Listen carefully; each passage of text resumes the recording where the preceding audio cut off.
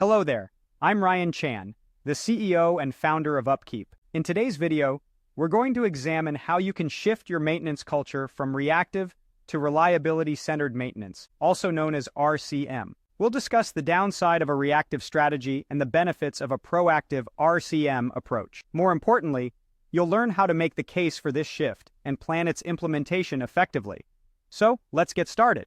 Reactive maintenance culture can be a drain on your resources due to loss of asset reliability and inefficient use of your maintenance budget. But don't worry, shifting to reliability-centered maintenance, or RCM, can solve these problems by fostering a culture of planned maintenance. But remember, it's crucial to justify the value of RCM and plan its implementation for a smooth transition in your maintenance culture. And don't forget to always communicate the value to key stakeholders. Now, we all know that reactive maintenance is a reality in most facilities. It's essential to know how to tackle it, because emergencies and unexpected failures are bound to happen. But what if you could shift from this reactive-focused approach to a reliability-centered maintenance strategy? By doing so, you can implement asset-specific maintenance plans to optimize asset uptime.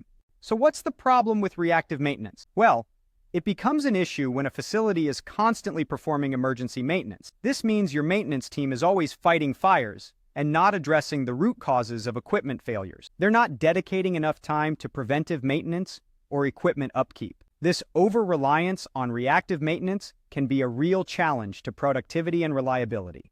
But here's the kicker. Reactive maintenance makes planning difficult because you can never be sure how much maintenance work you actually need. You're only reacting to problems as they arise. On the other hand, reliability-centered maintenance requires careful planning and scheduling.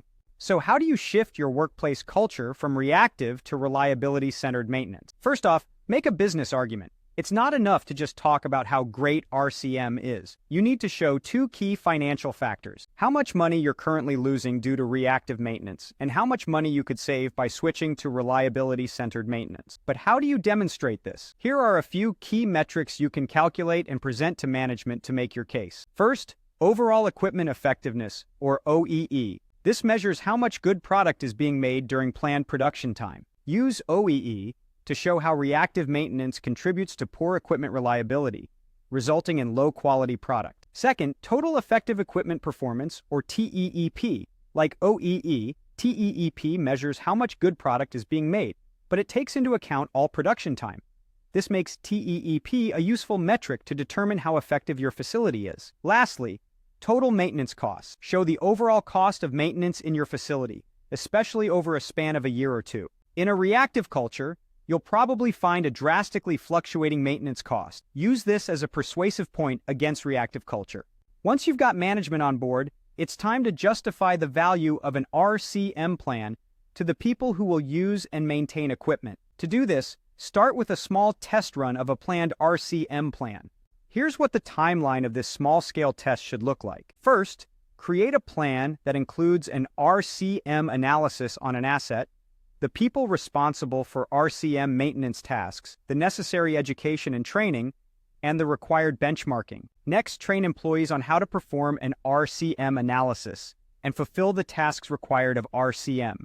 Then, perform the RCM analysis with the employees, providing feedback and reinforcement during the process. After that, create a report on the analysis, complete with an implementation plan, and communicate the results of this report with key stakeholders. Finally, continuously track the results of the analysis, keeping in mind how the asset performs in an RCM plan, how much more effective it is, and how reliability has changed.